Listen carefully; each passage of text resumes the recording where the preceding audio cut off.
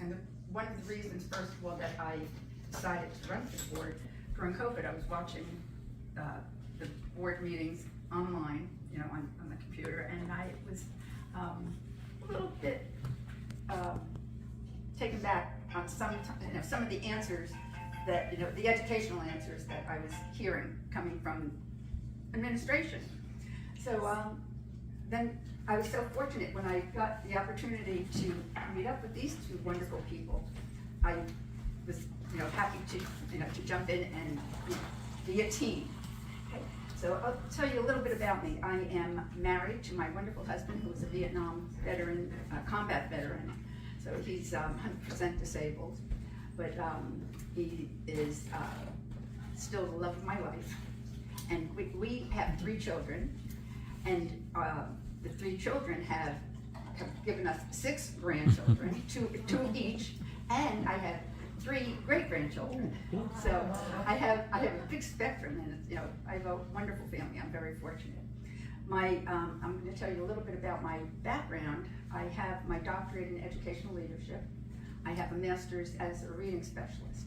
I've been a teacher. I've been a supervisor of language arts literacy.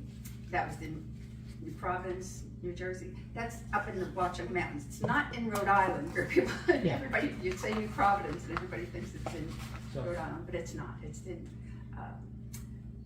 it's by Summit. So then I also have, I was the assistant to the middle school and high school principals. I was also a principal in Old Bridge, an elementary school principal. I also have taught at a number of different colleges. Middlesex County College is one of them, and I taught the teachers the people that want to become teachers that did not go the traditional route. They call it the alternate route. So I was teaching them, how to, what teaching was going to be about, and how to structure lesson plans and stuff like that. And my most recent retirement is from Montclair State University, where I taught the master's level classes in educational leadership.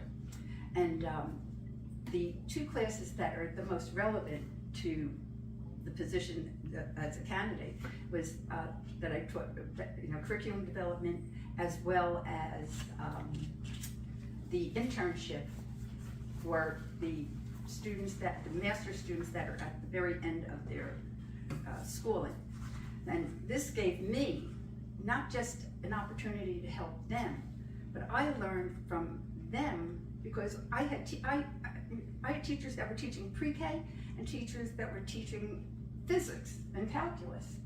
So not only did I have the opportunity to work with them, but I had the opportunity to work with their superintendents, their principals, directors, and so forth.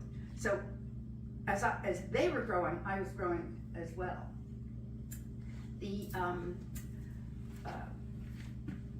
I have so much that I could say, and I don't want to overwhelm you, but I have a lot of experience. And I have,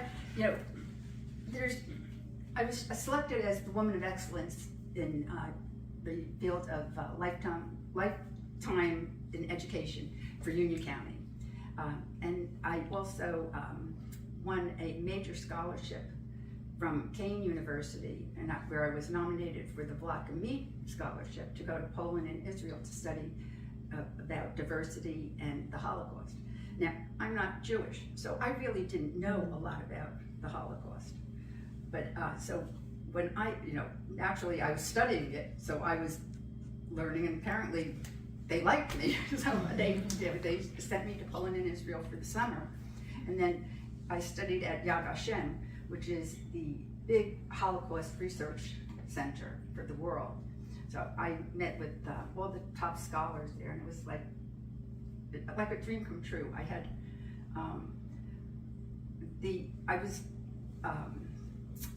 ashamed of things that the world did. I'm Polish. My grandparents were Polish. From both sides. My husband's family is all Polish. I'm all Polish. And there were things that I thought, why didn't the Polish people help? But they were scared. They were scared. But so here by going there, I was lucky enough, then I came back and I was able to teach teachers and administrators all about the Holocaust and diversity and how to pull people together. So it had a lot of leadership once again. So that was a highlight of my life. Another major highlight of my life was working for the Department of Education. And the reason that it was a highlight was because, once again, I was not just in one school. I was the education specialist for Middlesex County. I oversaw all 26 school districts there.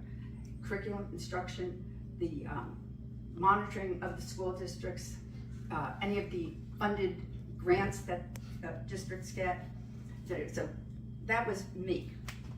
And two of the things that I was honored to have, I took Governor Corzine's place.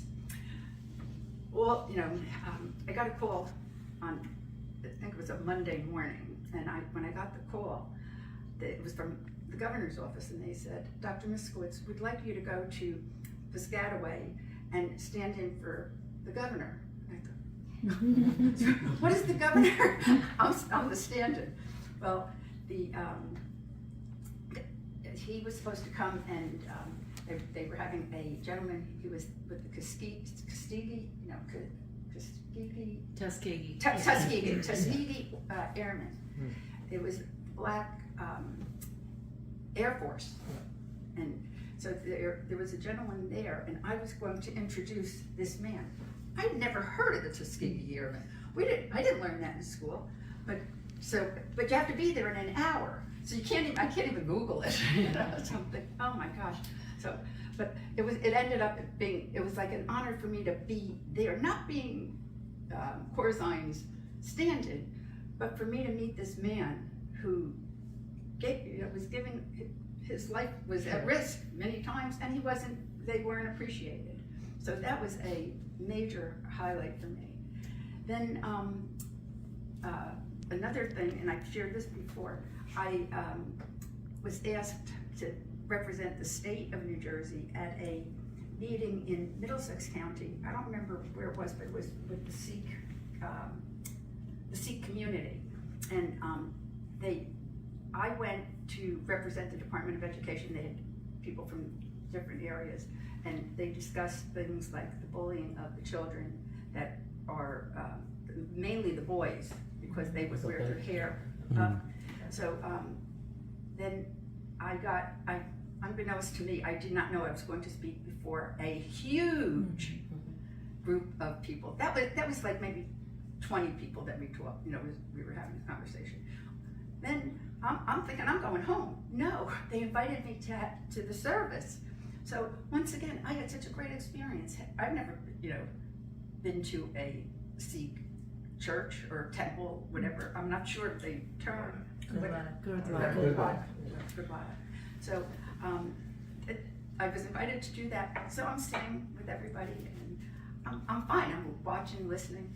And then they said, Dr. Miskiewicz is going to tell us a little bit about, I'm thinking, once again, Dr. Miskiewicz is going to, that was not part of the deal. But it gave me an opportunity to speak to them about what I just learned in the small group and what I was going to bring back to the state, how we could help. So I've had a lot of experiences, wonderful experiences, and I worked hard, but it was I'm so happy to be able to share what I've learned throughout my life, and that's why I'm running for the Board of Ed, because I have so much knowledge still in my head. I'm getting up there in age, but maybe I'm not as quick. I can't run a race as quickly as I would like to. I can't throw basketball or baseball or whatever, but I still have so much knowledge in my head that I want to share. And just as a final piece, since I've been retired and I was bored and sitting with my disabled cousin and getting bored, I know you're taping this, but he's not going to watch it. I had to do something else with my life. So I do a lot of volunteering as a special education advocate. So I go with parents And I help them when they're trying to get their child into special ed and they're having some challenges. Either they've already gotten them in and they're not getting, the parents are afraid that they're not getting the modifications or accommodations that they need. So I go with the parent, because as principal, I sat in on every IEP meeting. That's individual education plan. I sat in on every meeting for my students because I thought that was my responsibility to know what's going on and that child needs, you know, I have to know what he needs. So I saw the perplexed looks on parents' faces, and I thought, you know, as you know, since I have that knowledge, I'm going to go. You know, if I can help them, if I can help the parents, because it's emotional. That everybody wants their kid to be the valedictorian. Not everybody's going to be the valedictorian. So we've got to make sure that the children that need the extra special help are going to get it. And I saw the other day at the Board of Education meeting, I got up to speak and I questioned the timing of the, they had three teachers that were going to be, they new teachers, not new teachers, but new teachers to Marlboro. And they're not starting to the end of September. So these are special ed teachers. So I went up and I said, you know, why are they starting at the end of September? You know, what's going to happen from the beginning? And they said, well, Mr. Balone tried to sidestep it, and he said, well, it's because the districts won't let them out, you know, because you have to give 60 days. Well, 60 days, why? Marlboro administration knew that they needed these teachers. It wasn't at the last minute. So why did they do their interviews so late? But unfortunately, when you go to a board meeting, both of us learned, you know, when you go to a board meeting, once you ask a question and you're finished asking the question, there's no interaction. You have to, you know, then they speak and you want to question their answer, but you can't do that. So that's one of the things that hopefully, if we get on, I think that can be changed, because it doesn't have to be that way. It's not that way all over.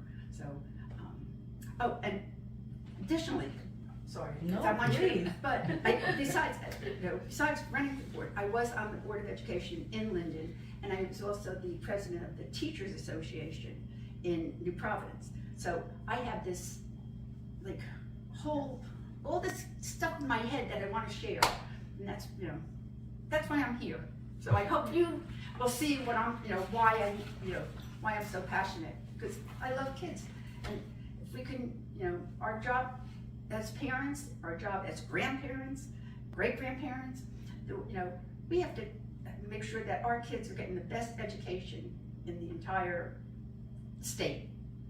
And that's what the three of us want to do. We want to make sure, when you hear of Marlboro, you want to think Marlboro is number one. I don't want Marlboro to be number two, because my grandchildren are here. I have two little ones. And I don't want them to be number two. I want them to be number one. No, absolutely.